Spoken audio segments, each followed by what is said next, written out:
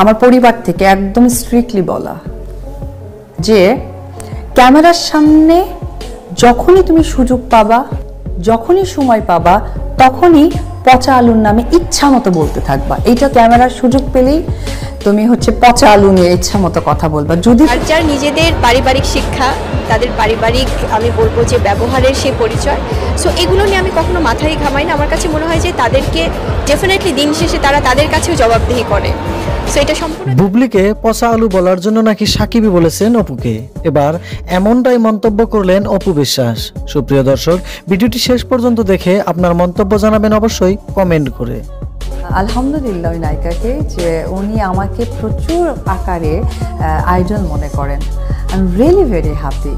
এই নায়িকা যে আমাকে এত আইডল মনে করে, আমি আসলে আমি সম্প্রতি কলকাতায় গিয়ে বুবলি কিছু মন্তব্য করেছেন অপুকে নিয়ে।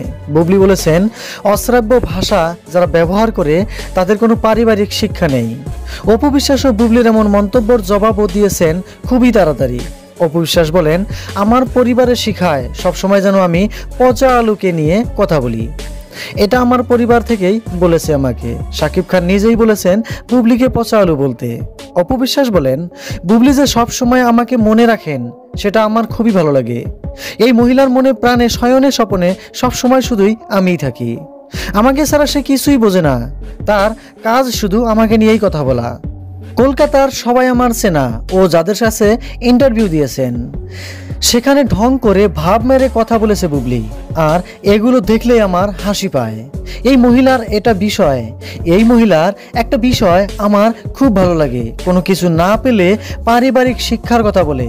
এই মহিলা সব সময় সব মুখস্থ করে বলে। এই মহিলা মুখস্থ করা ছাড়া কিছুই বলতে পারে না। অপু বিশ্বাস বলেন, উনি যে একটা 48 মিনিটের লাইভ ভিডিও করেছেন সেটারও কিন্তু কোনো যুক্তি দেখাতে পারেনি। নতুন বছরে নতুন করে তর্ক লাগছে অপু বিশ্বাস ও বুবলির মধ্যে। সুপ্রিয় দর্শক, এ বিষয়ে আপনার মন্তব্য অবশ্যই কমেন্টে করে জানাবেন।